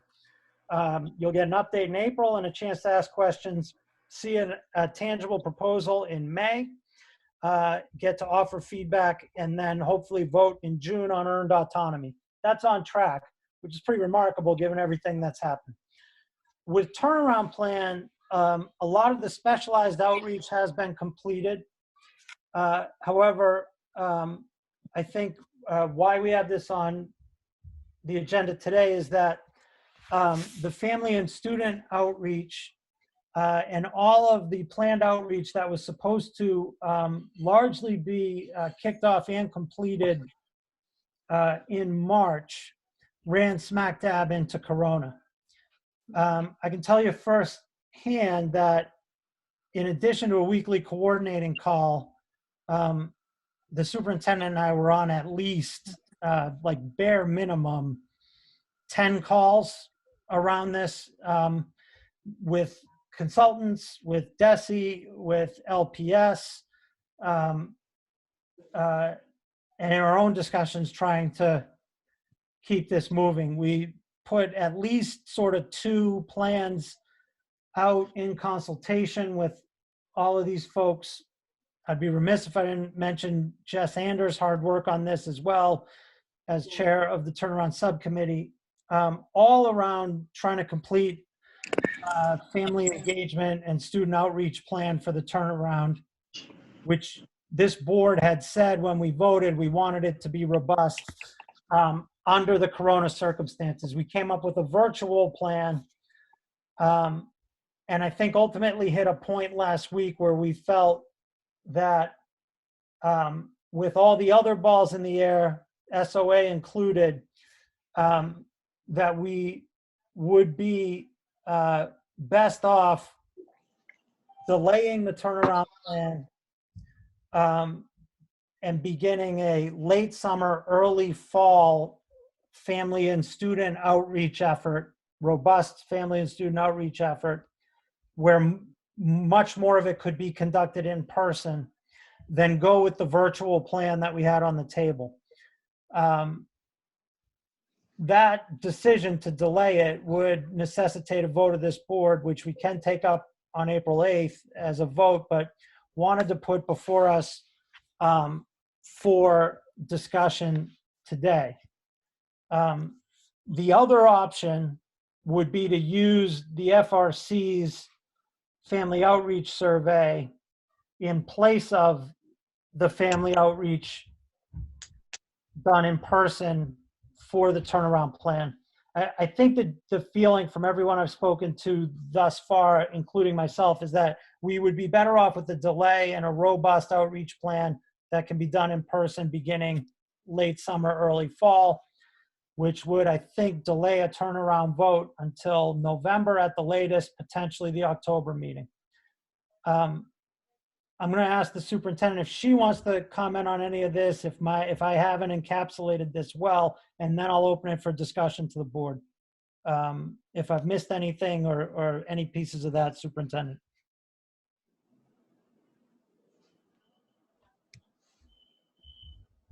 And I think you're muted.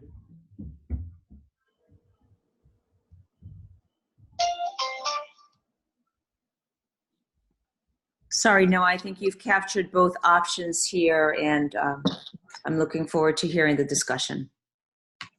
Thanks, Superintendent. I want to turn it over to Jess Anders first as chair of the turnaround subcommittee. If she feels I haven't captured it correctly or if there's missing pieces, I'd like to give Jess the opportunity to frame and offer her opinion and any comments. Jess? I think you framed it exactly right, John. And I think others strongly feel that the best option would be to get the qualitative in-person feedback that we had been planning to do with multiple groups. And so, you know, we're recommending delay. Thank you, Jess. And I would reiterate again that Jess and the turnaround subcommittee have been working diligently at every point. And I think we were pretty excited about the plan that had been laid out and begun to be set in motion when Corona hit. I will move around here for comments, questions, anything. Pat Mariano? I agree with you, John, and Jess. I think it's a good idea to postpone it later in the year so we can do a thorough job and not have to come back and say, let's do it again. Let's try to outreach more families. Let's postpone it when that's the only thing that we're going to be doing, and do a really good job with that, because that's going to dictate the direction the district is going in for the next few years. Thank you, Pat. Mayor Rivera, comments, questions? I'm all set. I approve. Thank you. Ventura, comments or questions?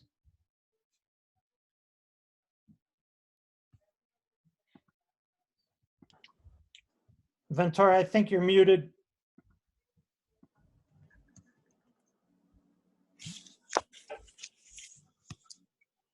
Ventura, you're muted right now.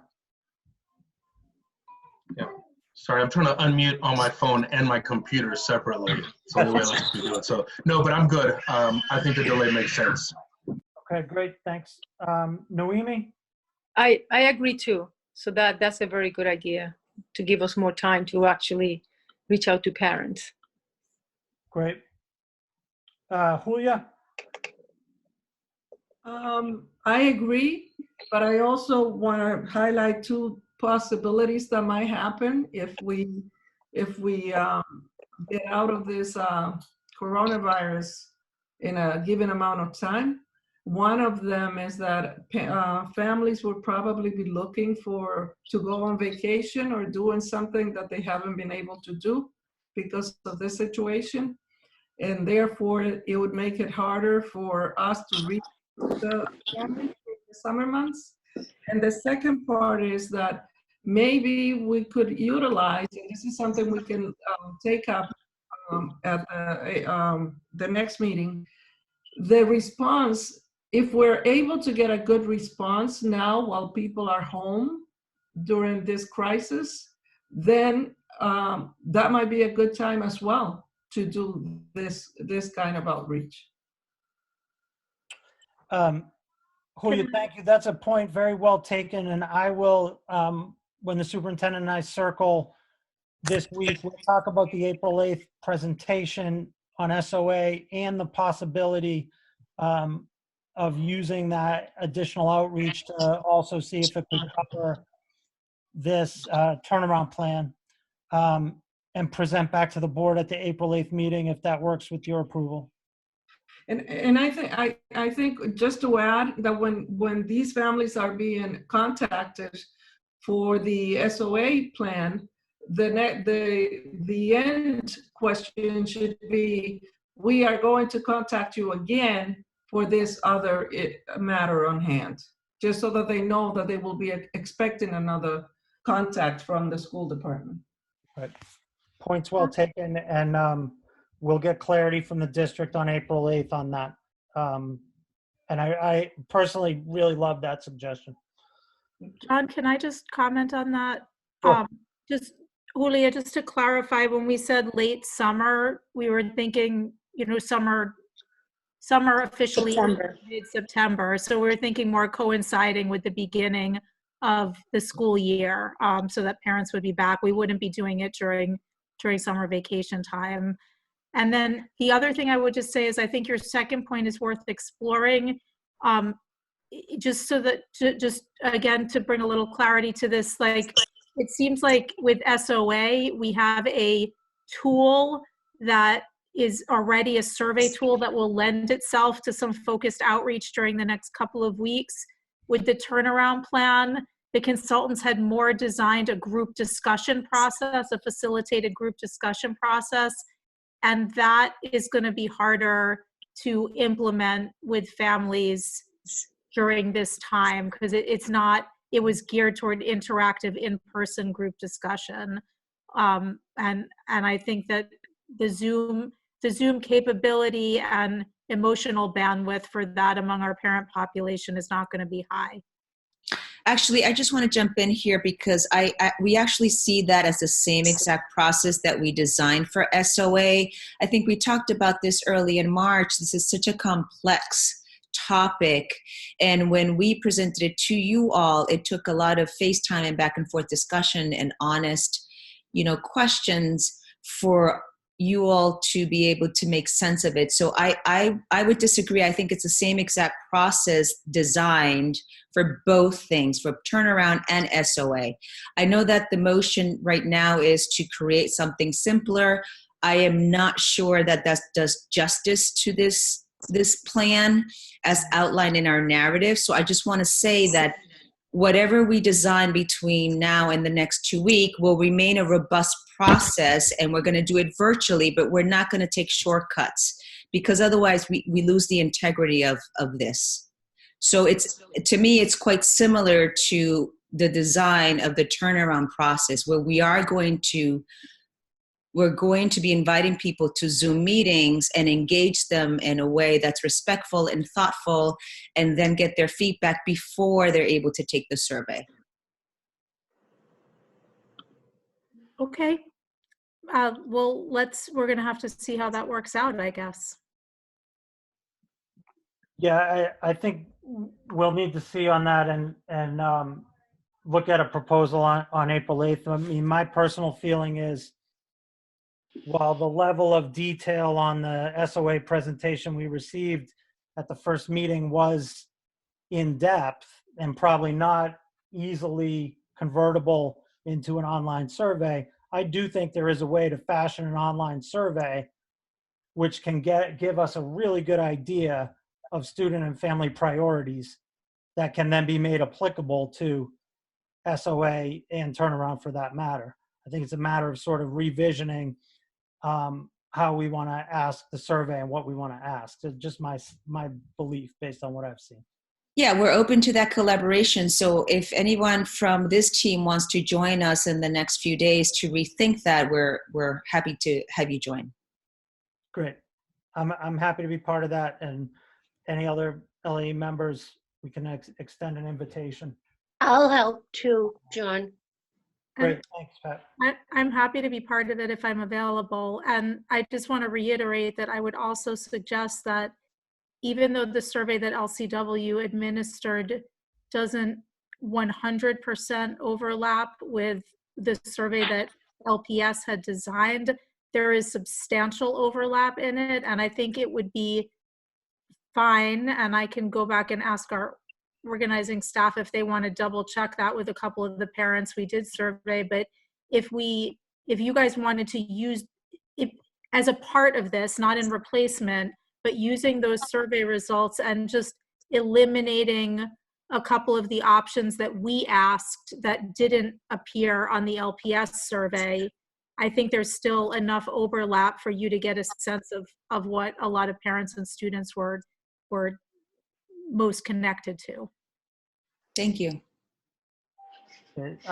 Joseph Trinidad, any comments or questions on delay of the turnaround plan for family outreach in the late summer, early fall? I think I agree, and no questions. Great. So I'm not going to put the motion up today. I think we have a sense that we're agreed, but I will, so that I can put something in writing for everyone to see, and we'll fashion that in part based on dialogue that we will have with the district in the run up to the April 8th meeting. So I throw it out. Let me start with the superintendent before we adjourn. Superintendent, like any comments or anything you want to offer on any items picked up today or anything generally? Yeah, I just can't thank our staff enough in the past 2 weeks in this crisis, and the mayor for his enormous support and leadership. They have been exceptional. I'm incredibly proud to be part of this team. I want to thank you all for your feedback and your comments on SOA. We hear you. You will get an invite tomorrow to join us for some collaboration and some planning. But again, I think the LPS team has done a remarkable job under these circumstances. We were saying that it feels like we're living in a sci-fi movie, and everybody is really pulling together and doing our best to stay connected to our families and our kids and to each other. So thank you for that. Thanks, Superintendent. Mayor Rivera, any final comments or anything you want to raise before we adjourn? No, I stand behind Superintendent's comments. I think they were great. Great. Any members want to offer any final comments or concerns? You can just raise your thumb in the screen if you want. I'll call on you, or otherwise I will assume we are all good. All right. I want to thank everybody for this meeting. Greatly appreciate it. I will close with to echo the superintendent's statement, not just to her team, but to her as well. Appreciate all of your hard work under very difficult circumstances. And in no way do any of us want to invalidate that hard work. But rather we appreciate the spirit in which our feedback and guidance is received, and the collaborative effort between LAE and LPS. So a huge thanks to everyone for all your work and contributions. I hope everyone stays safe and healthy. And I extend that wish most especially to Lawrence children and families, which includes grandparents, great uncles, great aunts, seniors, and the broadest definition of family imaginable in these difficult times. So everyone stay safe and healthy. At this time, I would entertain a motion to adjourn. So moved. Do I have a second? Second. All those in favor say aye. Aye. Aye. All those opposed? The motion carries. At this time, we are adjourned, and we will reconvene on Wednesday, April 8th for our regular monthly meeting. Thank you, everyone. Joan, Dave, and your team, thank you for getting this all working. Much appreciated. Thank you. Bye. Thank you. Bye-bye. Hi, everyone. How can I fix this? It's going back. I don't know what's happening here.